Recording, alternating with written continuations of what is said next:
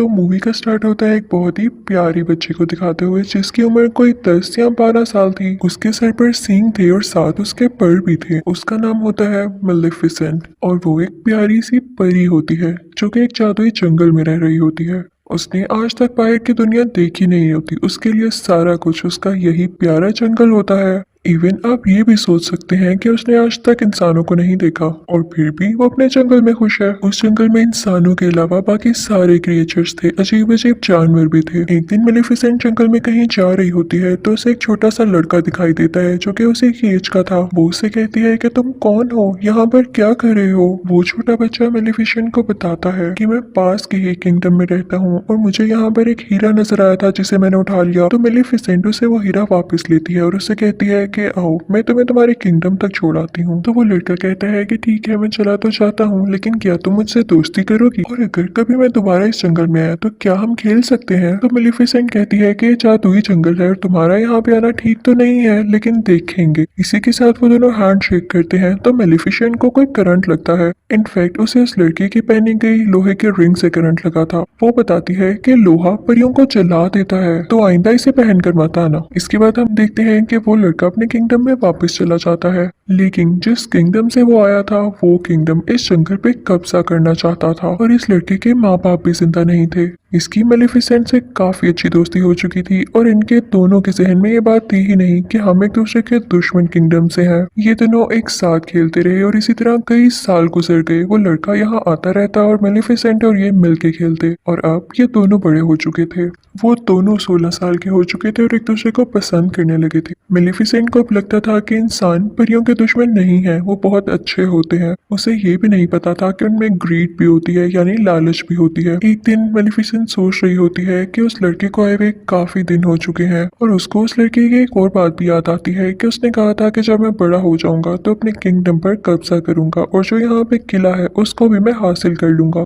यानी मेलेफिसेंट को तो अभी भी ये समझ नहीं आ रहा होता कि वो लड़का लालची था। मेलेफिसेंट एक दिन अपने जंगल में बैठी होती है तो देखती है कि दूसरे किंगडम का राजा अपनी काफी ज्यादा आर्मी और घोड़ों के साथ उसके जंगल पर कब्जा करने आया है। मेलेफिसेंट अपने जंगल की परी होती है और वो अपने जंगल को प्रोटेक्ट करना अच्छे से जानती थी। वो उठ खड़ी होती है और अब काफी ज्यादा पावरफुल होती है। वो उस राजा से कहती है कि तुम मेरे जंगल में नहीं आ सकते। तो राजा कहता है मैंने तुमसे तो नहीं पूछा, और इसी के साथ वो अपने लोगों को ऑर्डर देता है कि मुझे इसकी डेड बॉडी चाहिए। अब राजा की आर्मी जंगल की तरफ जाने लगती है, लेकिन जंगल में से भी अजीबोगरीब क्रिएचर्स घोड़े पर बैठे हुए इन पर अटैक करते हैं और अब राजा और उसकी आर्मी पूरी तरह से जख्मी हो चुकी थी। सारे के सारे इंसान वहां से डर के भाग जाते हैं कि ये जंगल तो जादुई है और हमारे पास की बात नहीं है इनसे लड़ना। अब राजा अपने किंगडम में वापस चला जाता है। वो काफी बूढ़ा हो चुका था और काफी कमजोर भी। तो वो सब लोगों को इकट्ठा करता है और उनसे कहता है कि तुम सब जानते हो ना कि उस जंगल में कितना ज्यादा खजाना है, और मैं शुरू से तुम लोगों से यही कहता आ रहा हूँ कि हम उस पर कब्जा करेंगे, लेकिन अब जैसी मेरी हालत है मुझे नहीं लगता कि मैं वहां जाकर लड़ सकता हूँ। लेकिन मैं तुम लोगों से वादा करता हूँ कि जिसने उस मेलेफिसेंट को मार दिया मैं उसकी शादी अपनी बेटी से कर दूंगा। तभी उनमें से एक लड़का बाहर आता है और कहता है कि मैं जाऊंगा वहां पर। आप ये सुन के हैरान रह जाएंगे कि ये लड़का कौन था। ये था स्टीफन, यानी वही छोटा बच्चा जो कि मेलेफिसेंट के साथ खेला करता था। अब हम देखते हैं कि स्टीफन जंगल में जाता है मेलेफिसेंट से मिलने के लिए कई साल बाद। मेलेफिसेंट उसे पूछती है कि इतना अरसा तुम कहाँ रहे, तुम्हें जरा ख्याल नहीं आया हमारी दोस्ती का। तो वो कहता है कि मुझे माफ कर दो, मैं कुछ मसरूफ हो गया था, लेकिन मैं तुम्हें आज तक नहीं भूला और अभी भी मैं तुम्हें यही बताने आया हूँ कि हमारा राजा तुम्हें मारना चाहता है। तुम बस अपना ख्याल रखना, मैं तुम्हारी यहाँ पे हिफाजत प्रोटेक्शन करने आया हूँ। और इसके बाद वो दोनों बातें करने लगते हैं। मेलेफिसेंट उससे कहती है कि मैंने तुम्हें माफ किया, क्योंकि उसको नहीं पता होता कि इंसान किस कदर बुरे हो सकते हैं। वो उस पर यकीन जो कर लेती है। लेकिन स्टीफन बहुत लालची इंसान था। वो उसे कोई नशे की दवाई पिला देता है पानी में, जिससे वो बेहोश हो जाती है। उसके बाद स्टीफन चाकू उठाता है और उसे मारने लगता है, लेकिन नाकाम रहता है। और फिर अगली सुबह जब हम देखते हैं कि मेलेफिसेंट की आंख खुलती है तो उसके पर नहीं होते, वहां पर उसके जख्म हुए होते हैं, जिसे देख के मेलेफिसेंट को अपनी आंखों पर यकीन नहीं आता और वो चिल्लाने लगती है, रोने लगती है, क्योंकि उसके खूबसूरत पैर अब उसके साथ नहीं रहे थे। वो अब पैरों वाली परी नहीं रही थी। दूसरी तरफ हम देखते हैं कि स्टीफन मेलेफिसेंट के पर लेके राजा के पास आता है और कहता है कि ये लें, मैंने आपसे किया हुआ वादा पूरा कर दिया। राजा उससे बहुत खुश होता है और उससे पढ़ लेके उसे इस किंगडम का राजा बना देता है। और यहाँ पे स्टीफन का भी ख्वाब पूरा हो चुका था, उस लालची इंसान का ख्वाब। बॉब। दूसरी तरफ जंगल में हमें मेलिफिसेंट दिखाई जाती है जो कि काफी उदास थी क्योंकि वो अब उड़ जो नहीं पाती थी। वो एक दिन जंगल में चलकर कहीं जा रही होती है कि देखती है कि एक शिकारी किसी कौवे को मारने वाला है। उसे ये सब चीजें बर्दाश्त नहीं होती थी तो वो फौरन से उस कौवे को इंसान बना देती है और वो शिकारी बेचारा वहां से डर के भाग जाता है। वो कौवा जो कि अब इंसान बन चुका था उसके पास आता है और कहता है कि थैंक यू, लेकिन आपने ऐसा क्यों किया? तो मेलिफिसेंट कहती है कि मैं नहीं बता सकती, बस मेरे दिल में रहम आ गया। तो वो कौवा कहता है कि अब मैं आपकी सारी जिंदगी खिदमत करूंगा, आप जो मुझसे कहेंगे मैं आपकी हर बात मानूंगा। वो इंसान बनने पे काफी खुश होता है। तो मेलिफिसेंट भी इस बात से एग्री हो जाती है और उसका नाम डीएवल रखती है। हम डीएवल उसे इन्फॉर्मेशन ला कर देता था। मेलिफिसेंट को पता चलता है कि स्टीफन ने सिर्फ और सिर्फ राजा बनने की लालच में उसके पर काटे, तो उसे इंसानों से नफरत होने लगती है। उसका ट्रस्ट इंसानों पर से खत्म हो जाता है। फिर हम देखते हैं कि उस तरफ किंगडम में स्टीफन की राजा की बेटी के साथ शादी हो चुकी थी और अब उसकी एक बेटी भी पैदा होती है। वहाँ पे काफी ज्यादा सेलिब्रेशंस हो रही होती हैं और किसी को कुछ पता नहीं होता कि वहाँ पे कौन कौन आ रहा था, कितनी कितनी दूर से आ रहा था। और इसी चीज का फायदा उठाते हुए मेलिफिसेंट भी वहाँ पर जाती है और उसे विश करने लगती है। वो उस छोटी बेबी से कहने लगती है कि तुम बहुत प्यारी हो, लेकिन जैसे ही तुम 16 साल की होगी तुम्हारे हाथ में एक सुई चुभेगी जिसके बाद तुम्हारी डेथ हो जाएगी, तुम्हारी मौत हो जाएगी। तो स्टीफन उसके आगे किड़किड़ाने लगता है और कहता है कि ऐसा नहीं करो, तुम मेरा बदला मेरी बेटी से क्यों ले रही हो? तो मेलिफिसेंट कहती है कि मैं भी एक लड़की थी और याद है तुमने मेरे साथ क्या किया था। मेलिफिसेंट के दिल में अभी भी कुछ रहम बाकी होता है तो वो स्टीफन से कहती है कि एक सोल्यूशन है, अगर तुम्हारी बेटी को उसके 16th बर्थडे पे उसका सच्चा प्यार मिल गया तो उसकी जान बच सकती है। स्टीफन इस बात से काफी परेशान हो जाता है और 3 छोटी छोटी परियों को बुलाता है और कहता है कि मेरी बेटी को यहाँ से दूर ले जाओ और जब तक ये 16 साल की नहीं हो जाती इसे यहाँ मत लेकर आना, वरना इसका कर्ज सच्चा हो जाएगा। और उसके बाद वो निकलता है जंगल पर अटैक करने के लिए, लेकिन ऐसा नहीं कर पाता क्योंकि जंगल की बाउंड्रीज को मेलिफिसेंट ने कवर कर रखा था अपनी पावर से और अब कोई भी इंसान उस जंगल में नहीं आ सकता। फिर हम देखते हैं कि वो प्रिंसेस जो स्टीफन की बेटी होती है उसका नाम अरोरा होता है और वो 3 परियों से लेके काफी दूर चली गई होती है, लेकिन मेलिफिसेंट को अभी भी उसका मुकाम पता था कि वो किस जगह पर रह रही है। वो उसे डराने की कोशिश करती है लेकिन वो छोटी बच्ची यानी प्रिंसेस अरोरा हंसने लगती है और अब मेलिफिसेंट का दिल भी उसके लिए सॉफ्ट होने लगा था क्योंकि मेलिफिसेंट एक अच्छी परी थी, वो जालिम औरत नहीं थी। वो 3 परियां जो प्रिंसेस अरोरा की केयर करती थी काफी ज्यादा केयरलेस थी और अक्सर मेलिफिसेंट खुद प्रिंसेस अरोरा की जान बचाती थी, कभी पहाड़ से नीचे गिरने से, कभी दरख्त से गिरने से। वक्त के साथ साथ प्रिंसेस अरोरा बड़ी होने लगती है। अब प्रिंसेस अरोरा पूरे 15 साल की हो चुकी थी, यानी उसका कर्ज पूरा होने में सिर्फ 1 साल बचा था। अब वो 3 परियों से जिस जगह पर लेकर आई थी वो एक बाउंड्री के अंदर थी और उसके आसपास काफी ऊंची ऊंची लकड़ियां थी। प्रिंसेस अरोरा ने भी इसके बाहर की दुनिया नहीं देखी थी जैसे मेलिफिसेंट ने नहीं देखी थी, तो उसको सस्पेंस होता था कि आखिर इसके बाहर है क्या। तो एक दिन वो वहां पर जाती है और वहां पर देखने लगती है कि तभी उसे फील होता है कि जैसे यहाँ पर कोई है। वो आवाज देने लगती है, कोई है तो सामने आओ, मुझे बहुत से क्वेश्चंस पूछने हैं। अब मेलिफिसेंट होती है वहां पर, उसे रहा नहीं जाता और वो प्रिंसेस अरोरा के सामने आ जाती है। प्रिंसेस अरोरा उसे देख के चिल्लाती है और कहती है, आप तो वही है जो बचपन से मेरा ख्याल रखती है, लेकिन कभी मेरे सामने क्यों नहीं आई? आप तो मेरी गॉड मदर है, मैं आपको पहचानती हूँ और जो आपके साथ कौवा है ना, मुझे वो भी बहुत अच्छा लगता है। मेलिफिसेंट को इस जवाब की बिल्कुल उम्मीद नहीं होती तो वो भी अंदर अंदर से खुश हो जाती है क्योंकि मैंने आपको बताया ना वो बहुत अच्छी परी थी। वो अरोरा से प्यार करने लगती है और अब वो नहीं चाहती थी कि जो कर्ज मैंने इसे दिया वो इसे कभी भी लगे। उन दोनों में काफी दोस्ती हो गई थी और बिल्कुल वो एक माँ बेटी की तरह एक साथ रहती थी, खेलती थी, बातें करती थी। एक दिन जब प्रिंसेस अरोरा सो रही होती है तो मेलिफिसेंट अपनी सारी पावर्स यूज करके वो कर्ज वापस लेने की कोशिश करती है,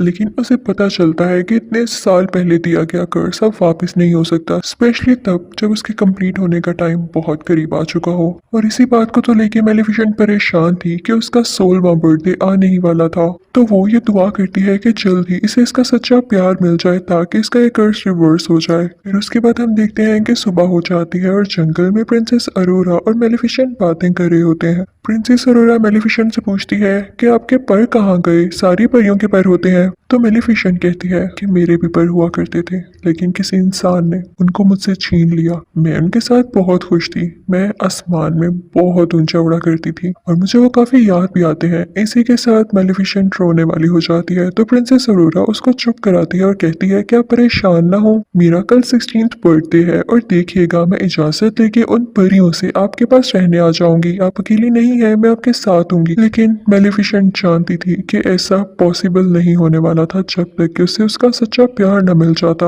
और एक दिन में ऐसा तो हो नहीं सकता था। प्रिंसेस अरोरा वहां से अपने घर जा रही होती है कि रास्ते में उसे एक लड़का दिखाई देता है जो कि काफी प्यारा था और उसी के जितना था। वो दोनों जैसे एक दूसरे की तरफ देखते हैं तो एक दूसरे को पसंद करने लगते हैं। खैर उसके बाद प्रिंसेस अरोरा वहां से अपने घर चली जाती है और उन तीनों परियों से कहती है कि मैं अब यहाँ से जाना चाहती हूँ। वो उनसे ये बात कर रही होती है कि मैं इस घर से दूर मेलिफिसेंट के पास जाना चाहती हूँ। तो परियों को लगता है कि शायद इसे उस बात का पता चल चुका है कि इसके पेरेंट्स अभी भी जिंदा है और ये किंगडम जाना चाहती है अपनी बर्थडे के बाद। वो तीनों परियां उसको सारा कुछ सच बता देती हैं कि क्या क्या हुआ, और एक इविल फेरी है जो कि तुम्हारी जान लेना चाहती है। वो उसे बताती है कि वो कोई और नहीं बल्कि मेलिफिसेंट है। और ये सुनकर प्रिंसेस अरोरा को अपने कानों पर यकीन नहीं आता। वो काफी उदास होकर मेलिफिसेंट के पास जाती है और उनसे पूछती है कि क्या जो मैंने सुना वो सारा कुछ सच है। तो मेलिफिसेंट उसे प्यार से कहती है कि हाँ ये सच है, मैंने तुम्हें कर्ज दिया था लेकिन अब मेरा दिल बदल चुका है, मैंने सिर्फ तुम्हारे फादर की वजह से ऐसा किया, मैं भी अब नहीं चाहती कि तुम मर जाओ, मैं तुमसे बहुत प्यार करती हूँ। लेकिन प्रिंसेस अरोरा काफी हर्ट होती है और वहां से चली जाती है। वो सीधा उस किंगडम की तरफ भागती है और जाके अपने फादर यानी स्टीफन राजा के गले लग जाती है और कहती है कि डैड मैंने आप लोगों को बहुत मिस किया, मुझे लगता था कि शायद मैं अकेली हूँ। उसके डैड को बहुत गुस्सा आता है उन तीन परियों पर। वो कहते हैं कि जब मैंने कहा था कि अरोरा को उसकी 16th बर्थडे के बाद लेकर आना है तो तुम लोग सब कुछ जानते हुए भी इसे एक दिन पहले क्यों ले आए जब कर्ज होने ही वाला है पूरा। वो अपने लोगों को ऑर्डर देते हैं कि इसे वापस छोड़ाओ या इसे एक कमरे में बंद कर दो जहाँ इसके आसपास कुछ भी ना पड़ा हो और ना कोई इस कमरे में जाए। लेकिन वो राजा कर्ज को रोक थोड़ी सकता था। तो जैसे ही प्रिंसेस अरोरा का 16th बर्थडे आता है तो कर्ज के असर में प्रिंसेस अरोरा खुद ब खुद उस जगह पर चली जाती है जहाँ पर स्पिनिंग व्हील्स पड़े होते हैं और उन पर सुइयां लगी होती हैं। वो कर्ज की वजह से उस सुई को अपने आप ही टच कर लेती है और फिर बेहोश हो जाती है, गहरी नींद में चली जाती है। राजा बहुत परेशान होता है क्योंकि अब उसकी बेटी गहरी नींद में जा चुकी थी और कभी भी उठने वाली नहीं थी। उधर मेलिफिसेंट को भी काफी दुख हो रहा होता है तो उस लड़के को बुलाती है जो कि प्रिंसेस अरोरा को उस दिन रास्ते में मिला। उसे लगता है कि हो सकता है कि ये दोनों एक दूसरे को पसंद करने लगे हों और अगर ये प्रिंसेस अरोरा को मिल जाए तो प्रिंसेस अरोरा जाग जाए। तो मेलिफिसेंट उस लड़के को लेके वहां पर जाती है जहां पर प्रिंसेस अरोरा सो रही होती है। उसी दौरान वहां पर वो मौजूद जो परी होती है जो प्रिंसेस अरोरा का ख्याल रखा करती थी, वो राजा से कहती है कि आप प्रिंसेस अरोरा के फादर हैं, आप उसके माथे पर चूमे, हो सकता है कि वो जाग जाए, हो सकता है आप ही उसका सच्चा प्यार हो। तो किंग स्टीफन कहता है कि नहीं, मैं कभी किसी का सच्चा प्यार नहीं हो सकता, मैंने मेलिफिसेंट को धोखा दिया और उसी लिए ये सब कुछ हो रहा है। अब जब मेलिफिसेंट उस लड़के को यहाँ पर आती है और वो प्रिंसेस अरोरा के पास जाता है तो प्रिंसेस अरोरा नहीं जागती। मेलिफिसेंट को पता चल जाता है कि ये इसका ट्रू लव नहीं है। मेलिफिसेंट ये देख के रोने लगती है और उससे कहती है कि मैं तुम्हें बहुत याद करूंगी, मुझे तुम्हारी स्माइल याद आएगी, मैं तुम्हें कभी नहीं भुला पाऊंगी। और ये कह के मेलिफिसेंट रोते हुए उसके माथे पर किस करती है और वहां से जाने लगती है। लेकिन तभी उसे पीछे से आवाज आती है, रुकिए गॉड मदर। और ये आवाज प्रिंसेस अरोरा की होती है। जी हाँ, प्रिंसेस अरोरा का ट्रू लव, उसका सच्चा प्यार मेलिफिसेंट ही थी क्योंकि वो उससे दिल से प्यार करती थी। प्रिंसेस अरोरा मेलिफिसेंट से कहती है कि मैं आपके साथ जंगल में रहना चाहती हूँ। तो मेलिफिसेंट उसे अपने साथ लेके जाने लगती है लेकिन तभी पीछे से स्टीफन के लोग उन पर जाल डाल देते हैं। वो लोहे का जाल होता है जो कि परियों को चला सकता था। मेलिफिसेंट यहाँ पे बहुत बेबस हो जाती है और अपने कौवे को ड्रैगन बना देती है। वो कौवा यानी जो कि अब ड्रैगन था अपने मुंह से आग निकालने लगता है और वहां पर मौजूद सारे लोगों को जला देता है। मेलिफिसेंट अब आजाद भी हो जाती है लेकिन तभी यहाँ पर आता है किंग स्टीफन अपने कुछ लोगों के साथ और इसने लोहे की शील्ड पहनी होती है ताकि मेलिफिसेंट को हमेशा के लिए मार दे। दूसरी तरफ प्रिंसेस अरोरा को मेलिफिसेंट के वही पर नजर आ जाते हैं। वो पर मूव कर रहे होते हैं जिससे उन्हें भी पता चल गया हो कि उनकी मालिक यहाँ पर है। प्रिंसेस अरोरा उन परों को आजाद कर देती है और वह खुद ब खुद मेलिफिसेंट के साथ जाके लग जाते हैं। मेलिफिसेंट दोबारा से उड़ने लगती है और स्टीफन को अपने साथ उड़ा लेती है। लेकिन उसे बिल्डिंग से नीचे नहीं गिराती। स्टीफन उस पर अटैक करने लगता है जिसकी वजह से वो दोनों ही बिल्डिंग से नीचे गिरने लगते हैं, यानी कैसल से। स्टीफन ने मेलिफिसेंट के परों को पकड़ा होता है ताकि वो उड़ न सके, लेकिन जैसे ही वो लोग जमीन पर गिरने वाले होते हैं मेलिफिसेंट अपने पर खोल लेती है और उड़ जाती है, लेकिन इस वजह से स्टीफन जमीन पर गिरकर मर जाता है। यानी अब ये लालची आदमी इस दुनिया में नहीं रहा था, सब कुछ ठीक हो चुका था। अगली सुबह हम देखते हैं कि मेलिफिसेंट उन सब बाउंड्रीज को हटा देती है जो उसने जंगल के गिर्द बनाई हुई थी। वहां पर दोबारा से फूल खिलने लगते हैं, ग्रीनरी वापस आ जाती है। उसके बाद वो प्रिंसेस अरोरा से कहती है कि आज के बाद तुम इस जंगल की रानी हो, और वहां का किंगडम और ये जंगल आपस में मिल जाते हैं और सब बहुत हंसी खुशी जिंदगी गुजारने लगते हैं। यहाँ पर मेलिफिसेंट पार्ट 1 एंड हो जाता है और आपको एक्सप्लेन करूंगी मेलिफिसेंट पार्ट 2। मूवी शुरू होती है तो हम देखते हैं कि कुछ लोग उसी जादुई जंगल में जहाँ मेलिफिसेंट रहती थी वहां पर आकर कुछ जादुई क्रिएचर्स को चुरा रहे होते हैं, और इसी दौरान मेलिफिसेंट भी आ जाती है। मेलिफिसेंट उन तीनों में से 2 आदमियों को तो पकड़ लेती है, लेकिन तीसरा वहां से वो क्रिएचर चुराकर दूर जंगलों में भाग जाता है जहाँ पर ग्लोइंग फ्लावर्स निकले हुए थे। वो आदमी वहां से किंगडम की तरफ भाग जाता है। वो एक दरवाजा खोलता है तो उसमें से एक होल में से हमें किसी आदमी का हाथ दिखाई देता है। वो आदमी जिसने वो क्रिएचर चुराया उस आदमी को वो क्रिएचर दे देता है। उसके कपड़ों पर वही ग्लोइंग फ्लावर भी लगा होता है जिसे वो आदमी ले लेता है और इन दोनों चीजों के बदले में उसे पैसे देता है। फिर हमें ये भी दिखाया जाता है कि उस किंगडम के लोग अभी तक मेलिफिसेंट को दिल से अच्छा नहीं मानते थे। वो समझते थे कि इसने हमारी प्रिंसेस को चुराया और ये हमेशा से प्रिंसेस अरोरा को मारना चाहती थी। अब सीन चेंज होता है और हम प्रिंसेस अरोरा को जंगल में काफी खुश देखते हैं। वो वहाँ की रानी जो बन चुकी थी और डिफरेंट क्रिएचर्स के साथ डांस कर रही थी। सब लोग उसके पास अपने अपने मसले लेकर आते थे। उसे बताया जाता है कि यहाँ से एक क्रिएचर गायब हो गई है, वही क्रिएचर जो कि वो आदमी चुरा कर भागा था। तो ये सुन के प्रिंसेस अरोरा काफी परेशान हो जाती है। तो वहाँ पे वही छोटी हाइट वाली 3 परियां आती हैं और उसे खुश करने लगती हैं। उसका क्राउन लेके भागने लगती हैं ताकि वो भी उसके पीछे पीछे आए। और प्रिंसेस अरोरा जैसे ही नीचे जाती है तो उसे कौन दिखाई देता है भला? वही लड़का जो कि मूवी यानी मेलिफिसेंट पार्ट 1 के एंड पे उसके पास आया था, लेकिन तब तक वो उसका ट्रू लव नहीं था। वो भी एक प्रिंस था और उसका नाम था प्रिंस फिलिप। वो काफी अरसे से प्रिंसेस अरोरा को पसंद करता था और यहाँ पर फाइनली वो उसे प्रपोज कर देता है, जिसे सुनकर प्रिंसेस अरोरा भी काफी खुश होती है क्योंकि वो भी उसे कहीं ना कहीं पसंद करती थी। ये सब कुछ मेलिफिसेंट का कौवा यानी डेवियल भी देख रहा होता है। वो जाके सब कुछ मेलिफिसेंट को बताता है तो मेलिफिसेंट वहां से उड़कर प्रिंसेस अरोरा से बात करने आती है। और दूसरी तरफ वो प्रिंस फिलिप भी अपने पेरेंट्स को बताने के लिए जाता है कि मुझे एक लड़की पसंद आ चुकी है।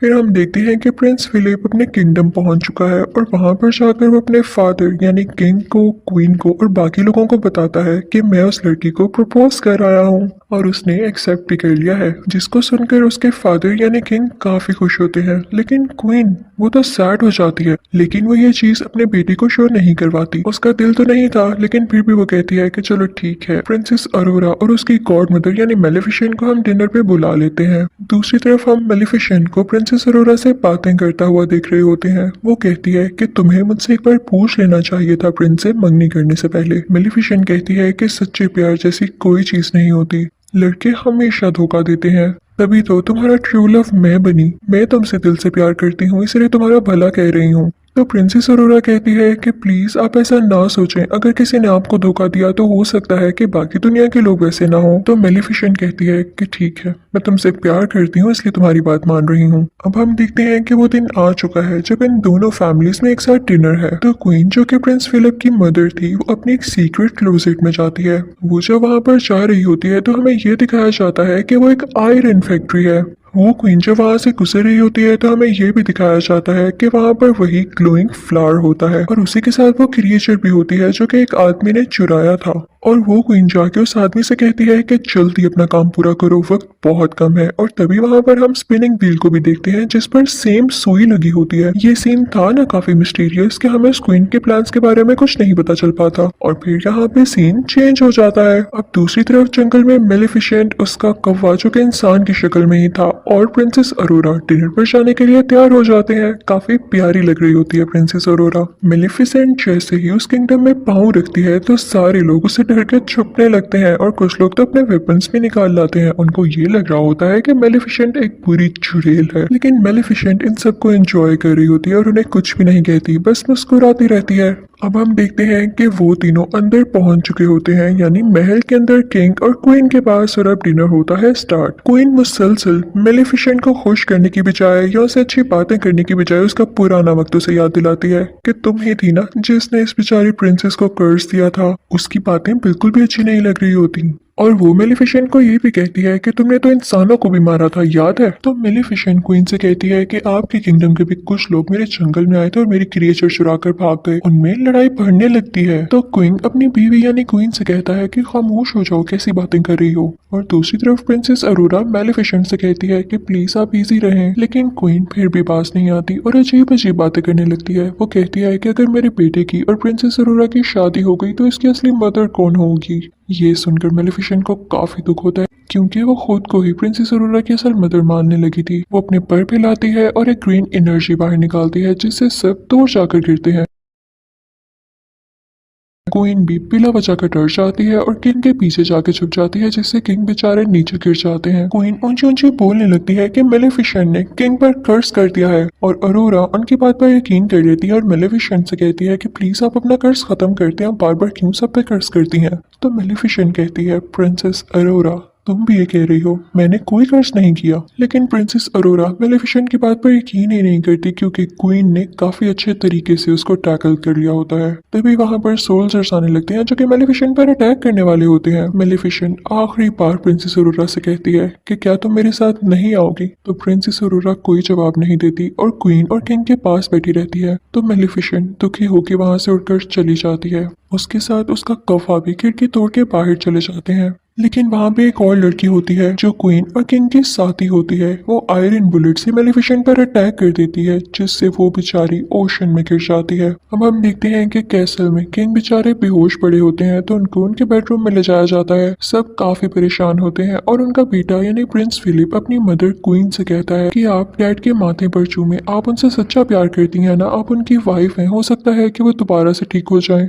लेकिन क्वीन अंदर ही अंदर अजीब मुंह बनाती है क्योंकि ना तो वो किंग से सच्चा प्यार करती थी और ना ही वैसी स्टोरीज पर बिलीव करती थी। वो एक लालची औरत थी। वो फिर भी अपने बेटे के कहने पर ऐसा करती है, लेकिन किंग की आंख नहीं खुलती। जब अरोरा ये देखती है तो कहती है कि मैं जाके मेलिफिसेंट से बात करूंगी कि वो अपना कर्ज खत्म कर दे। जैसे ही वो जंगल पहुंचती है तो सारे लोग कहने लगते हैं कि हमने अभी तक मेलिफिसेंट को नहीं देखा, वो यहाँ आए ही नहीं। दूसरी तरफ किंग और क्वीन की वही साथी ओशन पर नजर रखे होती है कि मेलिफिसेंट कब यहाँ से निकलती है, लेकिन वो देखती है कि कोई क्रिएचर आकर मेलिफिसेंट को अपने साथ ले गया है। वो फौरन से सब कुछ जाकर क्वीन को बताती है तो क्वीन कहती है कि फौरन से उसे रोको। और दूसरी तरफ जंगल से अरोरा वापस उसी किंगडम में आ जाती है, लेकिन उस जंगल का एक मैजिकल क्रिएचर भी उसके होर्स में छुपकर उसे किंगडम आ गया था। वो क्रिएचर वहीं पर पहुंच जाती है जहां पर पहली क्रिएचर भी कैद थी और उसे भी वो आदमी कैद कर लेता है। प्रिंसेस अरोरा क्वीन से कहती है कि मुझे मेलिफिसेंट कहीं भी नहीं दिखी, क्या उन्हें कुछ हो तो नहीं गया। तो क्वीन कहती है कि परेशान नहीं हो, वो काफी स्ट्रॉन्ग है, वो वैसे ही कहीं पर होगी और उसे अपनी बातों में फंसाने की कोशिश करती है।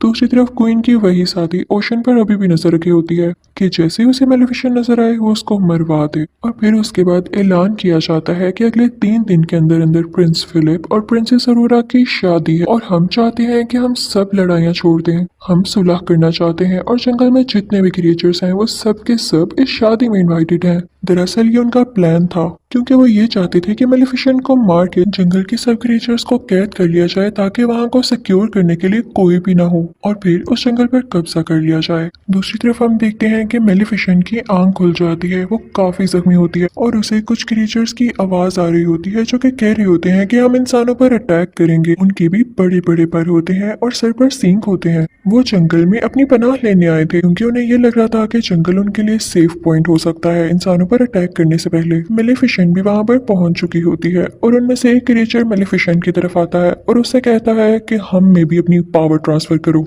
इंसानों को कैसे हराया जा सकता है हमें भी बताओ। लेकिन मेलिफिसेंट उसे दूर फेंकती है। उन क्रिएचर्स के हेड का नाम बोरा होता है। वो जब देखता है कि मेलिफिसेंट में इतनी पावर है कि किसी को भी इतनी दूर उड़ा के फेंक सकती है तो वो काफी खुश होता है कि अब हमें इसको टैकल करने में काफी आसानी होगी। अब बोरा का साथी मेलिफिसेंट को अपने साथ लेके केव में आ जाता है और उसे बताता है कि यहाँ पे बुरी और अच्छी फेरीज एक साथ रहा करती थी। क्योंकि इंसान उन्हें हंट करने लगे थे, इस वजह से उन्हें एक साथ रहना पड़ा। फिर वो एक स्ट्रक्चर के पास आता है जो कि वहाँ पे स्टिल था, कोई मूवमेंट नहीं कर रहा था। तो बोरा का साथी उसे बताता है कि मेलिफिसेंट, तुम इन्हीं की औलाद में से हो, तुम आखिरी पावरफुल और अच्छी परी बची हो। वो आदमी मेलिफिसेंट को बताता है कि तुम बहुत पावरफुल हो और जल्द ही तुम एक ऐसी स्टेज पे पहुंचोगी जिससे तुम दुनिया की सबसे ज्यादा ताकतवर परी बन जाओगी। लेकिन वो आखिरी स्टेज तुम अभी पार नहीं कर पाई और वो है प्रिंसेस अरोरा को माफ करना, क्योंकि सारी जिंदगी तुमने उससे मोहब्बत की है, उससे प्यार किया है और इसके लिए बहुत करेज चाहिए कि आप किसी को दिल से माफ कर दें। और जो किसी को दिल से माफ कर देता है वही इस दुनिया का सबसे ताकतवर इंसान होता है। तो मेलिफिसेंट कहती है कि नहीं, मैं उसे माफ नहीं कर सकती, मैंने उसे हमेशा प्यार किया लेकिन उसने मुझे धोखा दिया। तभी वहां पर बोरा भी आ जाता है और बताता है कि प्रिंस फिलिप और प्रिंसेस अरोरा की शादी हो रही है और ये हमारे पास अच्छा मौका है उन पर अटैक करने के लिए।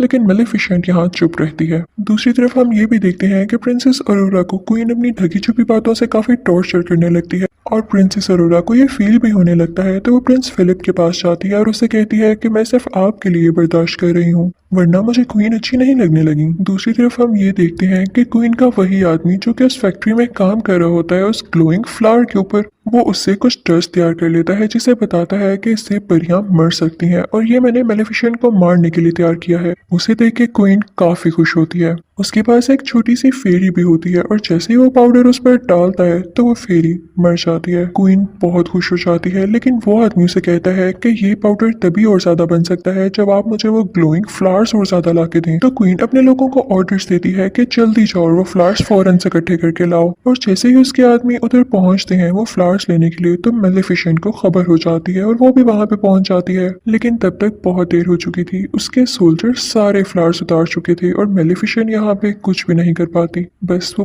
बहुत उदास थी क्योंकि उसके साथ हमेशा बुरा ही हुआ था। वो सोल्जर्स मेलिफिसेंट पर आयरन बुलेट से अटैक करने लगते हैं, लेकिन तभी उसके सामने बोरा का साथी आकर उसे बचा लेता है। मेलिफिसेंट भी एक शील्ड बना लेती है जिससे वो लोग प्रोटेक्टेड हो जाते हैं और बोरा बाकी सोल्जर्स पर अटैक करने लगता है। लेकिन जैसे ही मेलिफिसेंट बोरा के साथी को केव तक लाती है तो तब तक वो बेचारा मर चुका होता है। अगली सुबह हम देखते हैं कि प्रिंस फिलिप और प्रिंसेस अरोरा की शादी के इवेंट शुरू हो चुके होते हैं और जंगल की सारी क्रिएचर्स उस किंगडम की तरफ जा रही होती हैं। लेकिन जैसे ही मेलिफिसेंट का कौवा, जो कि इंसानी शक्ल में ही होता है, वो अंदर जाने लगता है तो उसे रोक लिया जाता है। फिर हम देखते हैं कि प्रिंसेस अरोरा काफी प्यारी लग रही होती है और प्रिंस फिलिप उसे एक फ्लावर देता है जो कि कोई और फ्लावर नहीं, उसी के जंगल का ग्लोइंग फ्लावर था। उसे देख के काफी हैरानी होती है कि क्वीन ने क्यों भिजवाया है मेरे लिए। वो क्वीन को ढूंढने के लिए जाती है और तभी उसे वो सीक्रेट डोर भी मिल जाता है। उसके हाथ में अभी भी वो फ्लावर था और वो जाते जाते उसे स्पिनिंग व्हील के पास पहुंच जाती है। उसे वो सारे विजन्स आने लगते हैं कि कर्स क्या था और मुझे यहाँ पर कैसे ले जाया जा रहा है। वो वहां पर